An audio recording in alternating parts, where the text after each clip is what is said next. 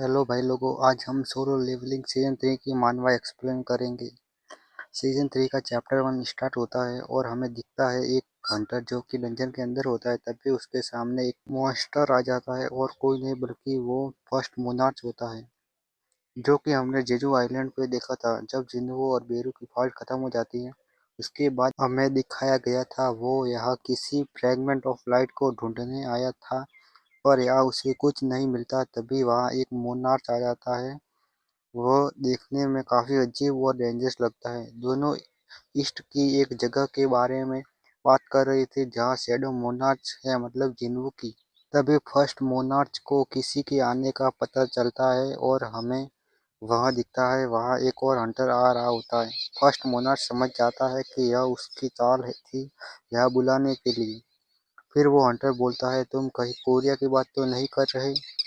Monarch कहता है, अगर हम बात कर भी रहे हो तो तुम्हें क्या। दूसरा मोनार्च एक गेट खोलता है और बोलता है, हमारे पास इन सब चीजों के लिए टाइम नहीं है। फिर फर्स्ट मोनार्च उस हंटर को बोलता है, अगर तुम हमें रोक सकते हो तो रोक लो, और जाने लगता है। वो हंटर बोलता है, तुम्हें इतनी आसानी से तो जाने नहीं दूंगा, और अटैक कर देता है। लेकिन फर्स्ट मोनार्च एक आइस वॉल बना के उस अटैक से बच जाता है। फिर हमें पता चलता है कि ये हंटर जिन्हों के फादर होते हैं। फिर सीन शिफ्ट होता है और हमें एक रेड गेट दिखाया जाता है। उस गेट में जिन्हों गया था सीजन 2 के एंड में, और उसके शैडो सोल्जर ने सभी मॉन्स्टर को मार दिया होता है। फिर जिन्हों का सामना होता है डंजन बॉस से। बॉस काफी गुस्से में होता है और बोलता है, तुमने अब तक बहुत अच्छा फाइट किया और जिंदा भी हो, पर अब तुम चारों ओर से घिर चुके हो। इस जंगल में मेरी आर्मी चारों ओर फैली हुई है। फिर वो अपनी आर्मी को आवाज लगाता है पर कोई भी नहीं आता। जिन्हों स्माइल करता है और अपनी शैडो आर्मी को बाहर आने का हुक्म देता है, और हमें दिखाया जाता है जिन्हों के शैडो सोल्जर ने सभी मॉन्स्टर को मार लिया होता है और वो उनकी डेड बॉडी लेकर बाहर आते हैं। ये देखकर बॉस और भी ज्यादा गुस्सा हो जाता है और फिर वो कुछ बचे हुए मॉन्स्टर को अटैक करने के लिए बोलता है, और फिर जिन्हों भी अपने शैडो सोल्जर को अटैक करने के लिए बोलता है। जिन्हों के शैडो सोल्जर सभी मॉन्स्टर को आसानी से मार देते हैं। अब सिर्फ बॉस बचता है।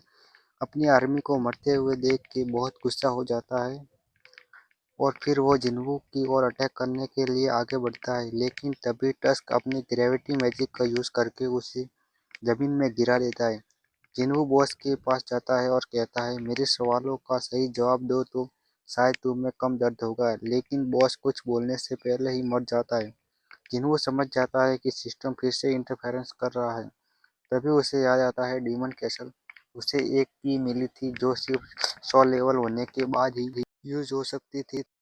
जेजू आइलैंड के बाद उसका लेवल 100 हो चुका था, तो वो उस की को अपने इन्वेंट्री से निकालता है और फिर उस की सारी इंफॉर्मेशन आ जाती है।